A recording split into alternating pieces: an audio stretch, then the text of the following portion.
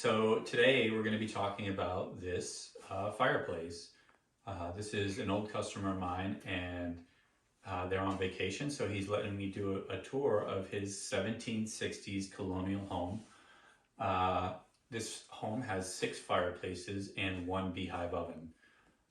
Everything is mostly original, and they've kept it in really good shape over the years. The fireboxes are original shape, while some of it may have been repointed and some bricks have been replaced over time.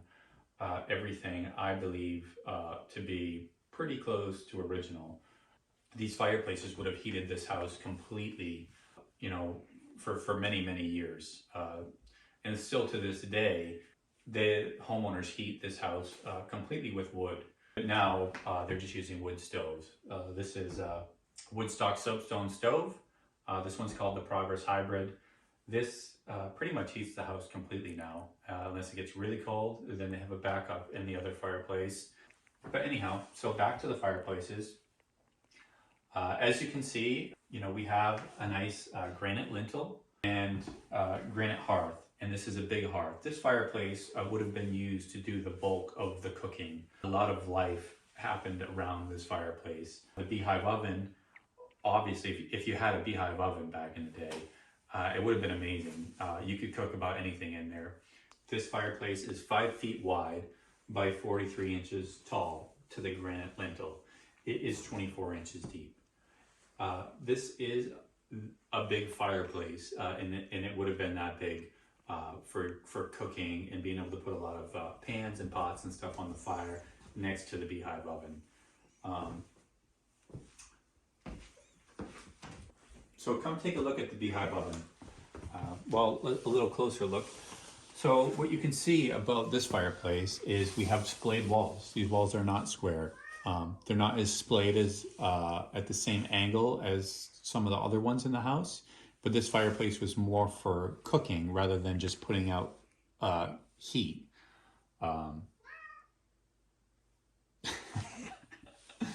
Anyhow, so let's take a look at the beehive oven. As you can see, we have a granite slab here and a granite lintel.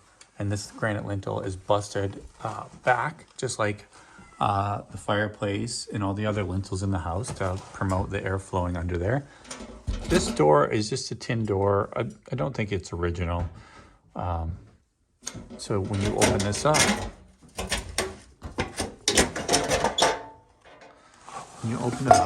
you can see the oven inside. So you'd have your fire in this beehive oven, and it would heat up. And I've been told that these ovens could get up to about 700 or 800 degrees. And obviously, this one's had a considerable amount of use. There's been some repointing done in here.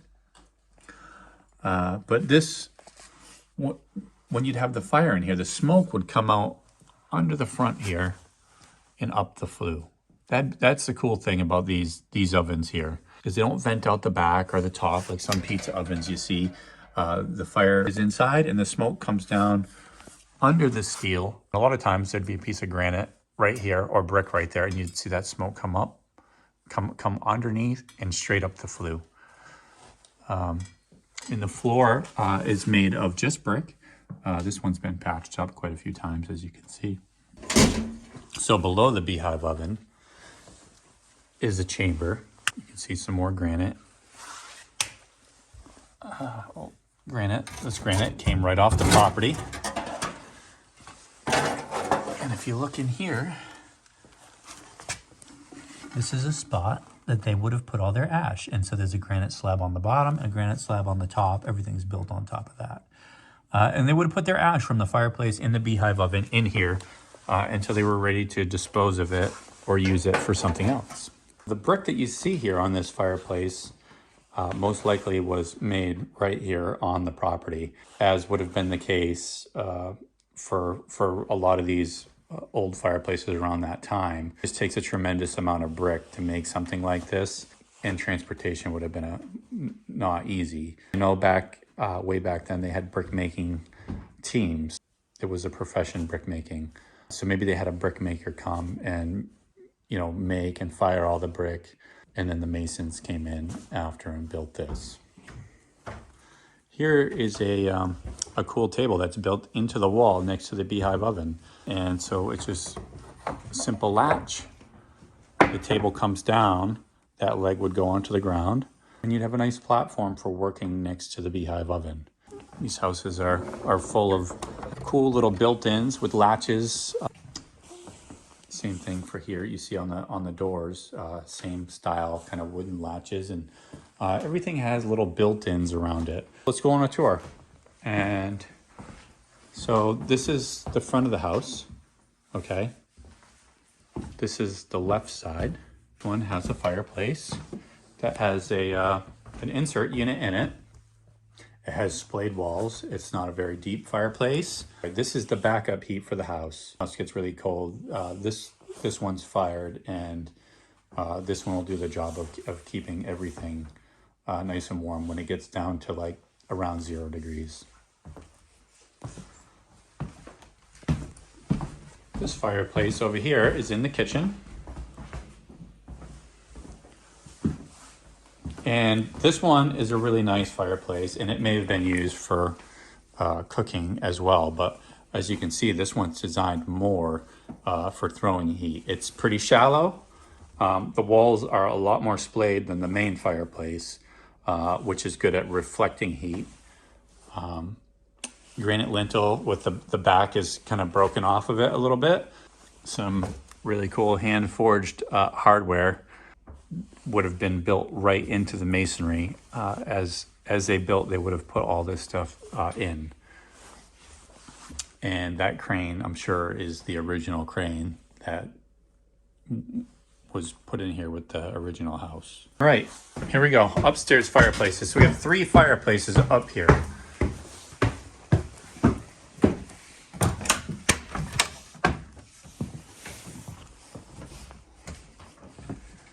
Okay, so this is one of the bedroom fireplaces. So this fireplace is 3 feet wide by 26 inches tall to the lintel. It's only 12 inches deep, very shallow. It has splayed walls, which are good at reflecting the heat. This is the original shape of the original fireplace. You can tell that the shape is maintained on the back side of this, inside of the chimney.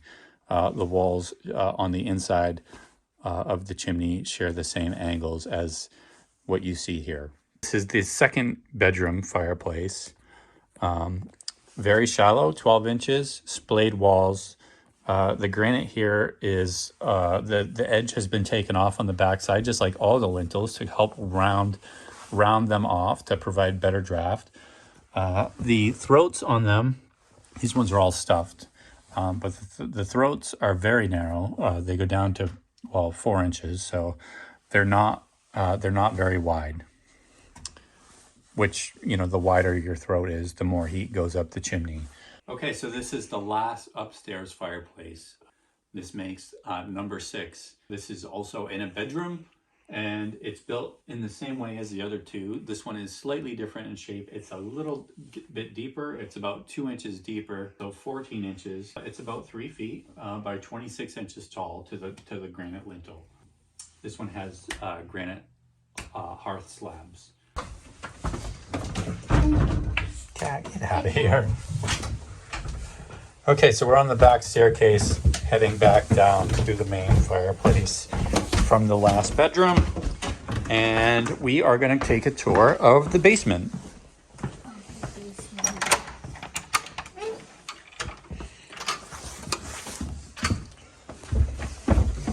Old stone foundation, just like you'd imagine. The foundation is, you know, holding up, but it does need some attention at some point.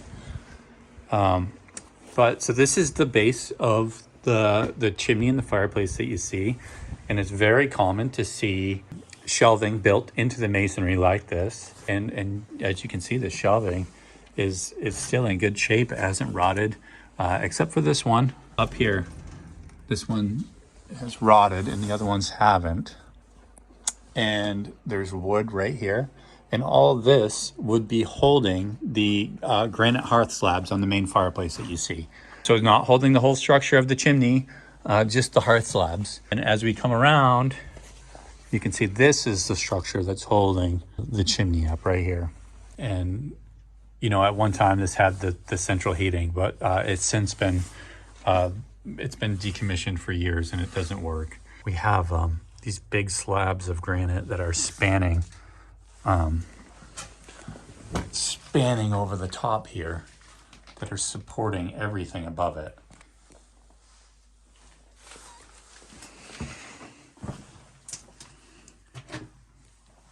You can see this original mortar is, well, this mortar is lime putty mortar. And you can see little speckles of lime in the mix. But you'll notice that it's grayer than the color that you'd see on the finished product of the fireplaces upstairs. And I think the mortar or the soil that they were using or the sand was a little different in color. And maybe they used less lime so it wasn't as white. So you can see the stone that's supporting here. The stone wall is actually like, it's pretty neatly fit together. It's all dry laid stuff on this side. And then you look at the walls on this side, which, you know, it leads me to believe that the masons that built the fireplace built this structure, and then that the foundation walls were actually built by a different crew altogether. I could be wrong. Check out these wide pine boards. This is in the kitchen, and just really cool to see, you know, these boards. You don't see stuff this big anymore. These ones measure 27.5 inches. And you can tell that, in case anybody's curious, that you can see the end grain of the wood here. Just to show you that they're real pine boards and not plywood. The crazy thing is these boards are really flat, like really flat for back then. This handsome guy that you see on the wall is Andrew Goen. He is who this house was named after. I don't know if it started out in his family, but everyone around town knows this house as the Goen house. Here's another little unique thing on the wall here. Just marks an auction. I believe this auction was directly after Mr. Goen died. Apparently he died in the backyard while cutting down a birch tree. I think the tree came down on him and crushed him. You probably can't tell from looking at this fireplace, but behind it is a secret room built by masons. I'm going to show you how to get there. Most people could live in this house for their whole life and never find the access point to this secret room. That's how cleverly it was hidden. So now I will show you how we're going to get there.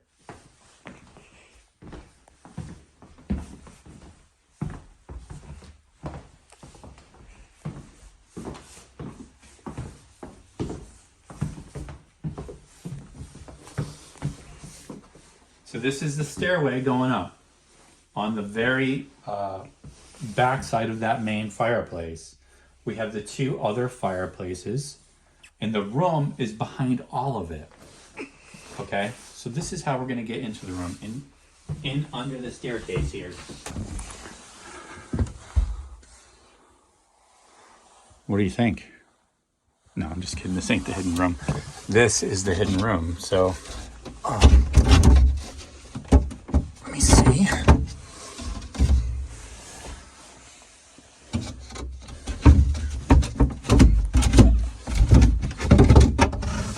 Okay.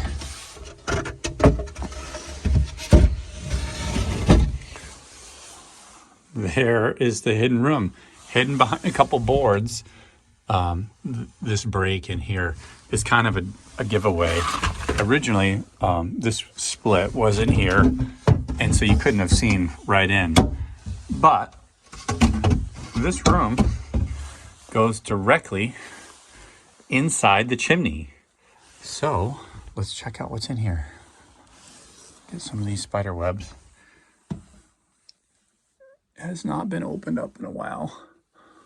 Okay. Let's see if I can squeeze in. All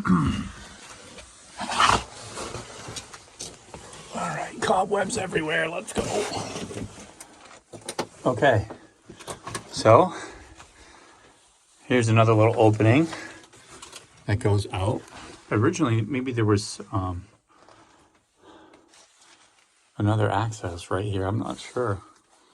But anyhow, you can see we are directly behind the fireplaces, okay? And you can see the shape of that fireplace. You can see the wall splayed way out right there. And that's exactly how this would have been built originally. Okay, let me move to this side. A lot of times when I open these up here, you see stuff like there's wood. There's a lot of wood incorporated into these 1700s chimneys, fireplaces. So supporting the brickwork above it, you see these beams here.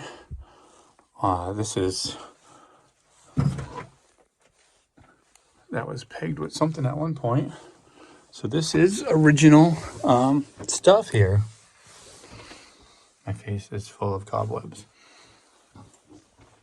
This is the back side of the beehive oven. The back side of the beehive oven it's been parched with something that didn't work. It was all parched with refractory cement at one point, but look, it's all kind of curled up and whatever. But this is an apex room. I don't know if anybody else calls it that, but this is what I've always called these. Basically, you have a fireplace way over there and a fireplace way over here and then one over there, and they all have to converge into one center chimney that goes up.